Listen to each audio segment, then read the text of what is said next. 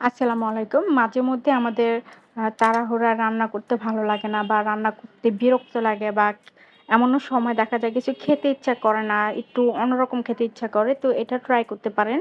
আ এটা এটা হচ্ছে আপনার চিংড়ি ভাজা। মানে ইলিশ মাছের মতোই যে আমরা মেরিনেট করে রাখি, হলুদ ফাঁকি, মরিচের ফাঁকি, তারপর লবণ পরিমাণ মতো দিয়ে মেরিনেট করে আপনি ৫ মিনিট মেরিনেট করতে পারেন।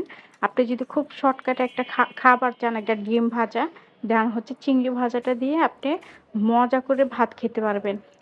মানে এতই মজা লাগবে যে আপনার পেটটা ভরে গেছে যে খুব মজা লাগবে। তো আপনি কড়াইতে চিংড়ি যে মেরিনেট করা যে চিংড়িটা ছিল সেটা হচ্ছে কড়াইতে নিয়ে মানে ভাজা করবেন। ভাজা করার পরে তারপরে এটা যখন মিডিয়াম থেকে একটু ভাজা ঘন হয়ে আসবে তখন আপনি সেই মেরিনেটের পানিটা দিয়ে পেঁয়াজ কুচি দিয়ে মিশিয়ে দেন হচ্ছে চুলায় মানে যে কড়াইতে ফ্রাই প্যানে যেটাই হোক ছেড়ে দিবেন। তো এটা করার পর চুলার কিন্তু জালটা একেবারে মিডিয়ামের থেকে কম দিতে হবে। এ এইটা খেয়ে দেখেন, এটা খেয়ে দেখেন যে কতটা মজা লাগে। সাথে একটা ডিম ভাজা বা একটু ডাল নিয়েন। তো খেলে বুঝতে পারবেন যে কি পরিমাণ মজা। এটা আমার যখন বিয়ে হয় তখন আমার হাসব্যান্ডকে দেখতাম ডাল নিত। তারপর হচ্ছে দেন হচ্ছে চিংড়ি ভাজাটা নিত। দেন হচ্ছে খেত। তো আমি আগে হাসতাম যে চিংড়ি আবার ভাজা যায়। এটা কোনো কথা?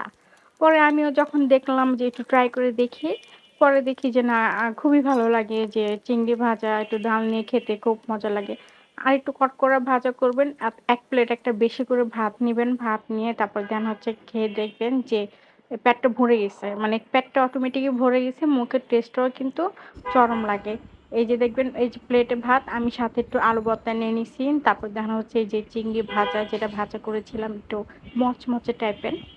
জি, গরম ভাতের সাথে খেয়ে দেখেন কি পরিমাণ মজা। অবশ্যই এটা নিয়ে আমি আগে হাসাহাসি করতাম যে চিংড়ি ভাজা দিয়ে ভাত। পরে যখন নিজে খাই যে না খুব অসাধারণ, খুব টেস্টও খুবই মজা।